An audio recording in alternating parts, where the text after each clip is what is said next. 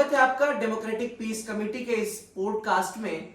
आज हमारे साथ मौजूद हैं कुमारी शिखा जी, जिनको हम गुंजा के नाम से भी जानते हैं, जो एएनएम के पद पे कार्यरत हैं आशीर्वाद हॉस्पिटल और मैटरनिटी सेंटर में।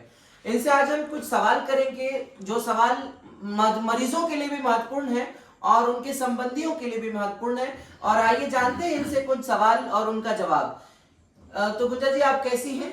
मैं ठीक हूँ। बहुत बहुत स्वागत है आपका हमारे इस पॉडकास्ट में। जी, मैं भी अच्छा हूँ। हमारा पहला सवाल ये है कि नर्सिंग क्या है और इसका महत्व क्या है? देखिए, नर्सिंग मरीज और डॉक्टर के बीच में जुड़ा हुआ एक कड़ी इसको कह सकते हैं कि मरीज और डॉक्टर, क्योंकि मरीज के साथ डॉक्टर 24 घंटा नहीं रहता है, तो उसकी देखभाल के लिए जो बीच में कड़ी रखी जाती है या जो तकनीक रखा जाए, उसको आप नर्सिंग कह सकते हैं। बहुत बहुत धन्यवाद आपका। एक नर्स के मुख्य कार्य क्या क्या हो सकते हैं? एक नर्स के मुख्य कार्य ओपीडी से शुरू होते हैं। ओपीडी से लेके मरीज को दिखाने तक आईसीयू, आईपीडी और ओटी तक का पूरा व्यवस्था को देखना, ये नर्स के अंडर में आता है। अच्छा कुमारी शिखा जी, हम आपसे तीसरे सवाल की कड़ी में ये जानना चाहेंगे कि नर्सिंग में जो कम्युनिकेशन स्किल होता है, संचार कौशल, उसका क्या महत्व हो सकता है? कम्युनिकेशन स्किल का अर्थ ये हुआ कि जैसे मरीज आते हैं तो ऐसा नहीं है कि सिर्फ शहर से ही पढ़े लिखे मरीज आते हैं, गांव के भी मरीज आते हैं और वो अपने तकलीफ को, अपने डिजीज़ को अपनी लैंग्वेज में बताते हैं। जो हो सकता है हमारे डॉक्टर्स उसको सही ढंग से ना समझ पा रहे हो, तो उस तकलीफ को डॉक्टर को सही ढंग से समझाने में या मरीज की तकलीफ को ढंग से समझकर तब उसका इलाज करने का, इसी स्किल को कम्युनिकेशन स्किल कहते हैं। अच्छा, और आपसे एक सवाल और हम पूछना चाहेंगे कि कई टाइम ऐसा पेशेंट आता है जो पेशेंट दर्द में करारा होता है या बहुत ज्यादा दर्द की चपेट में होता है वो, तो उस टाइम आप उसके लिए उसके साथ कैसा संवाद करेंगे जो दर्द में, क्योंकि वो कोई जवाब देने के मूड में है नहीं, फिर भी उससे सवाल पूछना है कि आपको दर्द है, तो मतलब उस टाइम में आप कैसे उससे संवाद करेंगे?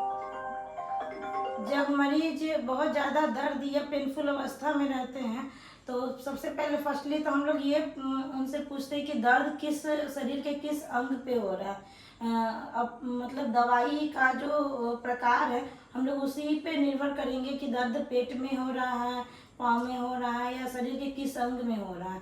अगर वो नहीं भी देते हैं तो अपना पूरा प्रयास करते हैं कि हाँ वो किस अंग में हो रहा, उस हिसाब से हम लोग दवाई का चयन करते हैं। अच्छा, नर्सिंग में जो सुरक्षा प्रोटोकॉल है वो बहुत जरूरी होता है, क्योंकि कभी ऐसा पेशेंट भी आपके पास आता है जिसकी बीमारी फैलने वाली होती है, जैसे HIV हो गया या फिर इस तरह की कई हार्ट डिजीजेस है, तो उन डिजीज को में जो सुरक्षा प्रोटोकॉल है उसको आप कैसे पालन करेंगे? सुरक्षा प्रोटोकॉल हम लोग पालन करते हैं अपने काम की अवस्था में। तो जैसे ग्लव्स को पहनना, मास्क को पहनना, सिर्फ HIV नहीं, TB जैसा जो बीमारी है या अभी कुछ दिन पहले कोरोना होके गया, तो उसमें भी नर्सिंग स्टाफ सब एक फाइटर की तरह लड़े हैं, लेकिन अपने आप को सुरक्षित रखते हुए ही उस प्रक्रिया को आगे बढ़ाए हैं। जी, ये बहुत महत्वपूर्ण बात है कि अभी कोरोना काल गुजरा है और उस कोरोना काल में नर्सिंग स्टाफ्स ने ही बहुत हद तक चीजों को संभाला है। डॉक्टर्स ने, नर्स ने, एएनएम ने, आशा वर्कर्स ने, इन लोगों उन्होंने स्थिति को बहुत हद तक कंट्रोल में रखा है।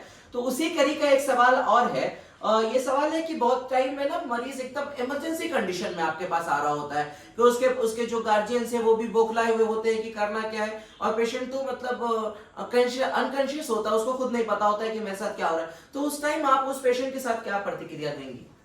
जब हमारे पास जब इमरजेंसी मरीज आता है तो फर्स्टली उसकी स्थिति को समझ के, क्योंकि कई बार हार्ट पेशेंट भी आते हैं या एक्सीडेंटल पेशेंट आते हैं या महिलाएं लेबर पेन में आती हैं, तो वैसे मरीजों को पहले फर्स्टली तो ये चयन करते कि किस तरह का पेशेंट है, और उसके बाद फिर उस हिसाब से डॉक्टर को इन्फॉर्मेशन देके डॉक्टर के गाइडेंस के अनुसार उनका ट्रीटमेंट करते हैं। बिल्कुल, डॉक्टर्स के गाइडेंस के अनुसार पेशेंट्स का ट्रीटमेंट होना जरूरी है, क्योंकि एएनएम के अंडर में ये तो पावर नहीं होता है कि ट्रीट कैसे करना है। बिल्कुल बिल्कुल।